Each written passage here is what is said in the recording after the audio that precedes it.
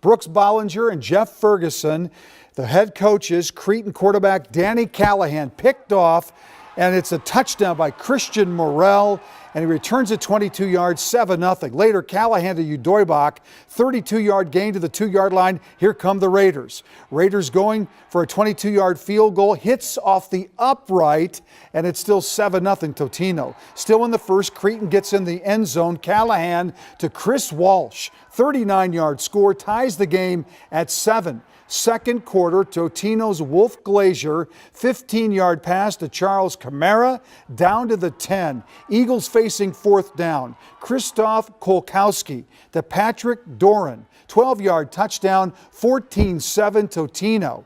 Time winding down.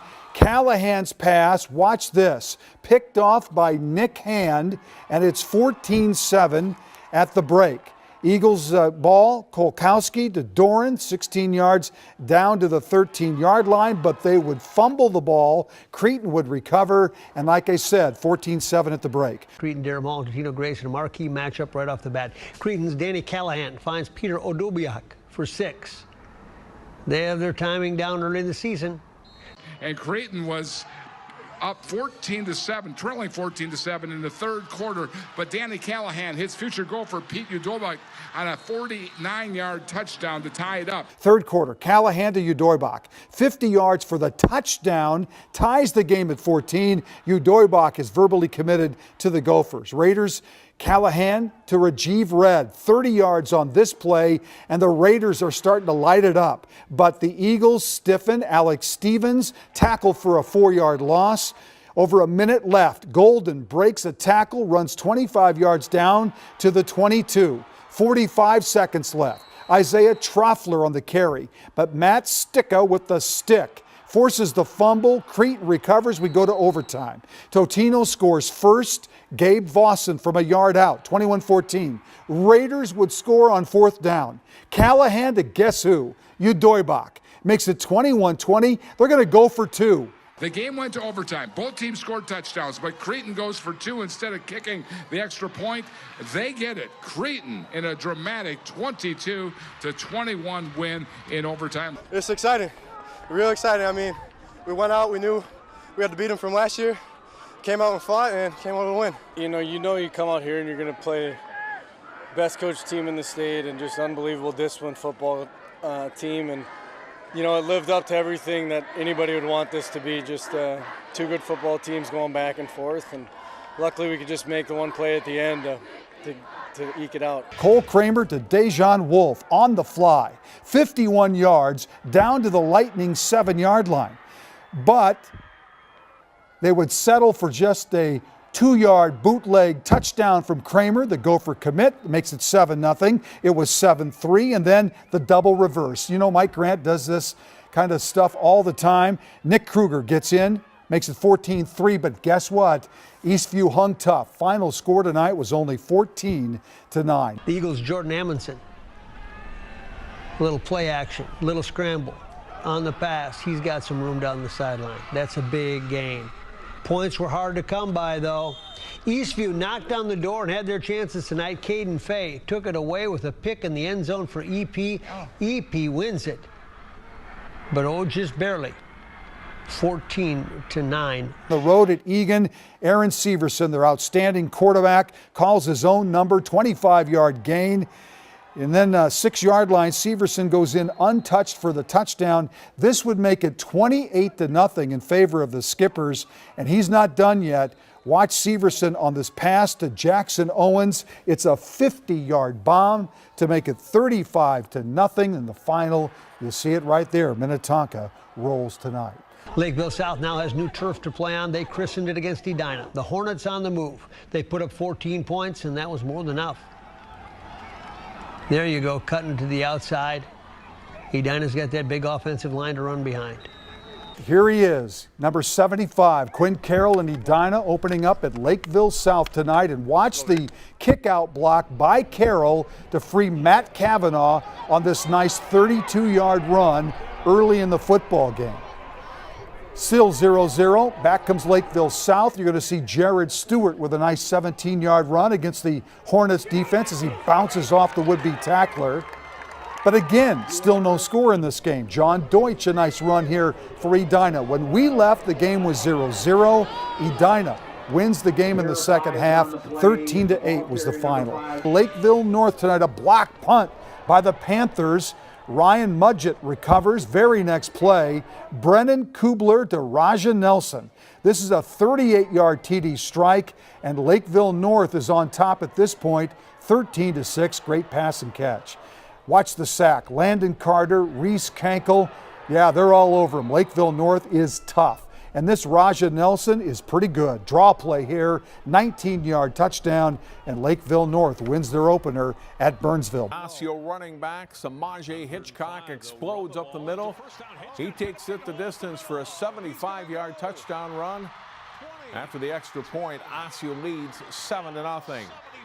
Maple Grove comes right back. 2 plays later, it's Evan Hall, who rushed for over 2,000 yards a year ago. Getting loose down the sideline, he takes it 70 yards for a score to tie the game. And it's 7-7 going into halftime. Guess what? That means Evan Hall, number 26, the outstanding All-State running back for Maple Grove. 37-yard TD, and Maple Grove's up 13-7. 4th and 1 on the 46. Osseo fakes the punt. Maple Grove, nope, you're not going to get away with that. Nice tackle there by Archie Zoga. And then it is Evan Hall. A nice short touchdown run here, and Maple Grove wins tonight over Osseo. Number 7, Anthony Gibson forces a fumble in the 4th quarter. Gavin Pelto recovers. The turnover leads to another Crimson score. Hull scores his 4th touchdown of the game on the night on the next drive. He tops 380 yards rushing in the game. Maple Grove wins 34-7 after a slow start offensively. We just started to get some momentum going, honestly. Guys are pushing the right buttons.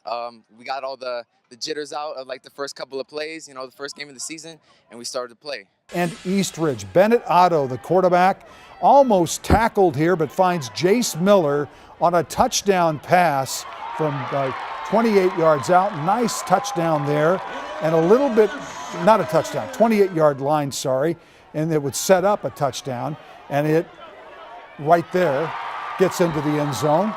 1st and 10 on that play. Nice TD pass there from Bennett Otto to Miller. Late in the second, Champlin Park with a 3rd and 33. Otto and Miller hook up again to the 7-yard line. And then Otto zips a quick pass to Cato Seeley to cap the drive and give the Rebels a 13-7 lead.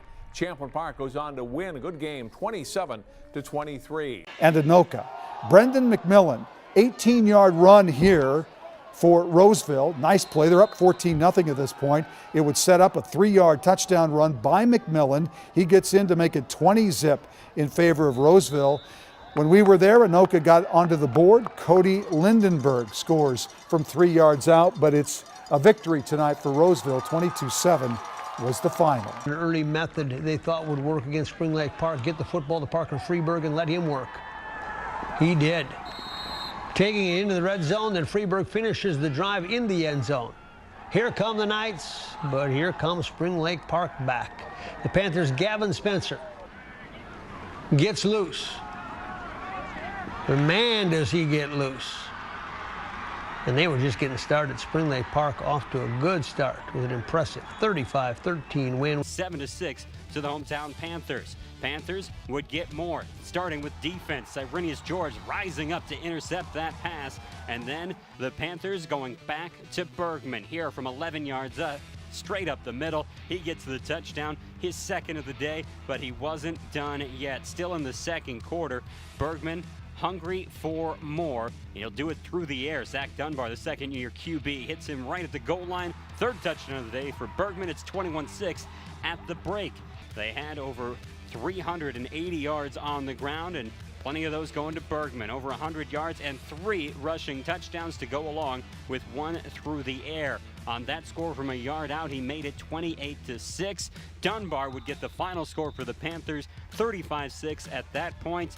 35-13, the score when it was all said and done. And in the battle for the block, it's the Panthers who get the win to start the career of head coach John Stewart. all smiles in Spring Lake Park following a 35-13 victory to open 2018. Jacob Miller's the quarterback. Nice run here for Chan. 24 yards on the gain, and then it would set up a touchdown. Matt Boyan will take it in from short yardage, and Chan leads Armstrong at this point 14-6. Miller with a 10-yard run, a great takedown coming up here by Joman Norman for Armstrong with a hit right here out of bounds, and then Miller will hand off to Boyan again. He'll take it in for the score. Chan winning tonight. Final score you see on your scoreboard. They beat Armstrong. Hosting Moundsview, and Moundsview driving, but Cale Holliston, nice interception for St. Michael. At this point, it's 20-14 St. Michael in front. They're driving deep, and then watch this. Moundsview will get an interception. So defense in this second half holding strong.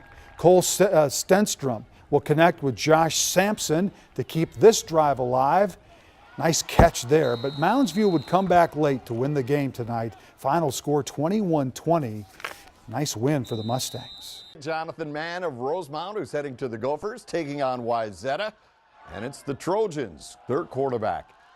Keaton Cade will keep it for himself, fakes the throw here, then heads back the other way, and he'll race this one to the pylon, but he's knocked out just at the goal line. Then it's Vassar taking it in from a yard out, 7-0 Trojans. The 6th-rated Irish will come back. Garrison Green on the toss. He'll get around the outside, 22 yards for the score, but the extra point was no good, so Wayzata still up 7-6. Rosemount then takes the lead. Quarterback Max Carter to Sakeen Kelly for the 11-yard touchdown, 12-7, but Wayzata rallies and upsets number 6 Rosemount. Let's go to Coon Rapids and Chaska. Chaska's in white. Justin Bach handing off. Fumble recovered by Marshall Holland. Coon Rapids defense tonight was absolutely fabulous. Ryan Curry with the interception here for Coon Rapids and returns it 28 yards. The game's still scoreless at this point. Jake Van Holzen with a 15-yard pass here for Coon Rapids. I believe they counted it as a touchdown. I'm not sure. I think he did. Yes, he did. Final score in this one was 9-0. Coon Rapids, big win tonight over Chaska. Nick Peterson's pass is intercepted by Reese Hendrickson here for Waconia. Nice interception right there. And Waconia in business at this point. Morgan Rykowski will hand off to Mitchell Garnetz. He'll take it for the touchdown. Waconia in front at this point, 10-0 over the Red Knights. A little bit later, Ethan Swanson will run it in for a touchdown with 1 second left in the third quarter. Nice TD for Waconia to make it 17-0. And then it's Swanson, this time a 47-yard strike to Will Coppy for a touchdown. And Waconia winning tonight. Final score was 23-0 over Benilde, and we will be right back. Some highlights for you. Josiah Nelson, nice 14-yard run. Great block right there. Whoop, fumbles the football, but he was down. A little bit later, it's Christian Kurth. Short touchdown, 7-0 in favor of the Tigers. How about Monticello's Alex Otto? The ref says he was down at the 1. Nice run here. Is he down at the 1? Oh, wow, I don't know. Close call. Anyway, they scored. Bo Sacker to Sam Selner. Short touchdown pass. Game was tied at 7, and Hutch rallies to win late in this one. Final score tonight as we check the scoreboard, 22-21, Hutch over Monticello. Minneapolis North squared off with Minneapolis South this afternoon. Kean Porter had a monster game for North. This long touchdown, his 3rd score of the game. North rolled 48-0.